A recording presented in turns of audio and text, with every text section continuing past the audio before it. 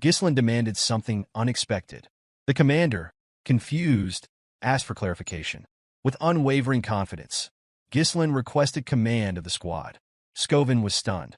He had always considered Ghislain reckless, but to demand command in the middle of a battlefield where soldiers' lives were at stake was beyond anything Skovin had anticipated.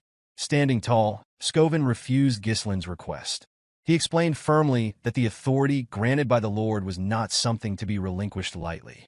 Annoyed but understanding, Ghislain reflected that he might have reacted the same way if an inexperienced fool had approached him with such a demand. As his thoughts wandered, an orc charged toward him. Skovin shouted for Ghislain to retreat, insisting he was too inexperienced to lead the squad. Faced with no alternative, Ghislain took his stance.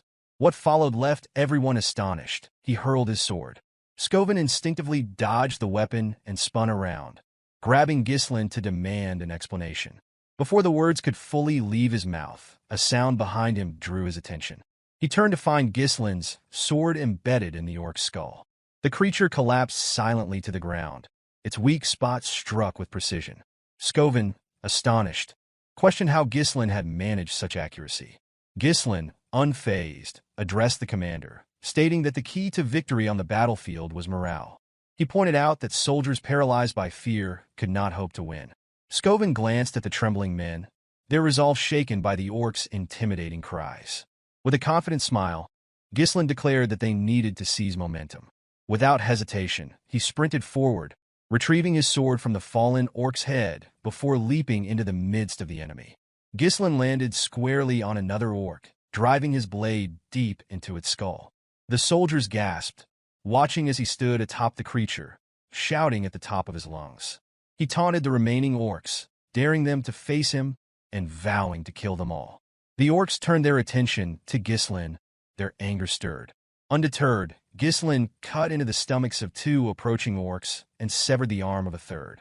Heads rolled and blood sprayed as Ghislain moved through the battlefield. From a distance, Skovin watched in disbelief. Despite being a skilled mana user, even he found it challenging to confront orcs with such efficiency. Yet, here was Ghislain, a seemingly frail young man, tearing through the monsters with unmatched precision. As the fight progressed, Skovin noted Ghislain's exhaustion.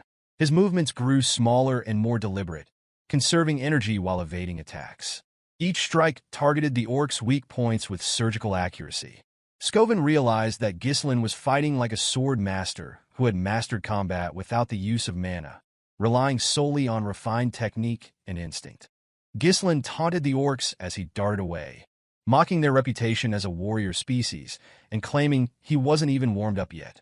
Despite his confident words, the sight of all the orcs charging at him left Ricardo in shock. A soldier standing beside Ricardo pointed out that Ghislain was running away even as he continued his trash talk. Concerned, Ricardo called out to Skovin. Skovin struggled to understand what Ghislain was attempting. He acknowledged the strategic brilliance of drawing the orcs' attention, but the direction in which Ghislain ran perplexed him. The path led directly to the edge of a cliff. As the realization hit, Skovin suddenly understood Ghislain's plan. Wasting no time, he ordered his troops to form a shield wall and prepare to follow their young master. Reaching the cliff's edge, Ghislain braced himself against the orcs' relentless attacks, silently hoping that Skovin, as a skilled commander, would discern his intent.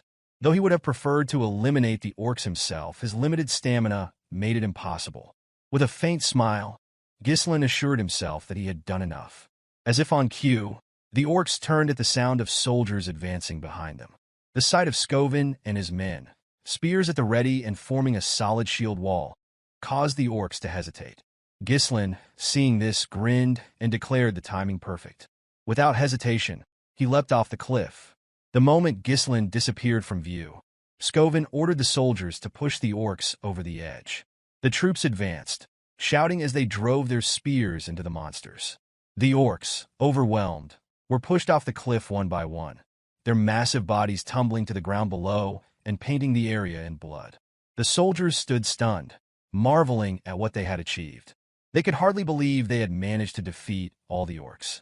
With the battle over, Skovin rushed to the cliff's edge and called out for Ghislain. To his relief, he spotted his young master clinging to the cliffside, his sword embedded into the rock. Ghislain, breathing heavily, smiled weakly at the commander. Scoven, relieved, stretched out his hand to help him up. Unfortunately, Ghislain's depleted stamina caused his grip to weaken. Before he could reach Scoven's hand, he slipped, releasing the sword and plummeting into the abyss. Scoven and the soldiers looked on in horror. The scene shifted to a hazy memory. Ghislain heard a familiar voice calling to him. He recognized it instantly. It belonged to Elena. Images of his sister flooded his mind. Her tears when their mother passed, her gratitude for his care, and the bitter words she once spoke, telling him she hated him.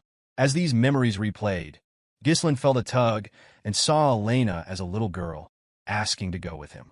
Awakened by this vision, Ghislain opened his eyes.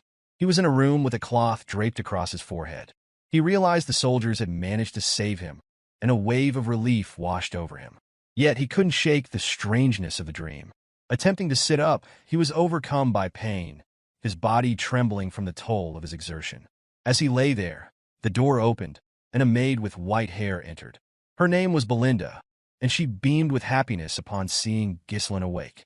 Setting a bucket on the table, she expressed her worry and reminded him that she had advised him to leave the battle to the soldiers. To her astonishment, Ghislain suddenly rushed forward and embraced her tightly. Belinda stood in shock at her master's sudden embrace. She asked if she had offended him somehow, but Ghislain reassured her, saying he was simply happy to see her. Since his childhood, Belinda had served as Ghislain's personal tutor and remained by his side despite his immature antics. However, after the Perdium family fell to ruin in his previous life, Belinda had vanished, and he never saw her again. Belinda, confused by his unusual behavior, asked why he would be so happy when they saw each other every day. Ghislain felt the need to share the truth. He urged her to listen carefully and revealed that a catastrophe would soon strike their family. Uncertain what he meant, Belinda pressed him for an explanation. With a serious expression, Ghislain told her that he had died and come back to life. Belinda laughed, assuming he was exaggerating because of his near-death experience with the orcs. Ghislain clarified that he wasn't referring to the recent battle, but Belinda dismissed his words, instead warning him that he should focus on his own safety. Realizing she didn't believe him, Ghislain grew frustrated. Belinda shifted the subject and asked what he would have done if he were too injured to attend the upcoming festival. Her question caught Ghislain off guard. Belinda reminded him that Elena, his sister, had been eagerly waiting for this day to go to the festival with him. She emphasized that it was a perfect opportunity for the siblings to mend their strained relationship. Ghislain glanced at a picture of himself and his sister, recalling the annual festival held at this time. In his previous life, his trauma had kept him from enjoying it. He asked Belinda when the festival would begin. She replied that it was scheduled for next week, a date etched into Ghislain's memory. A week from now was the day that his life changed forever.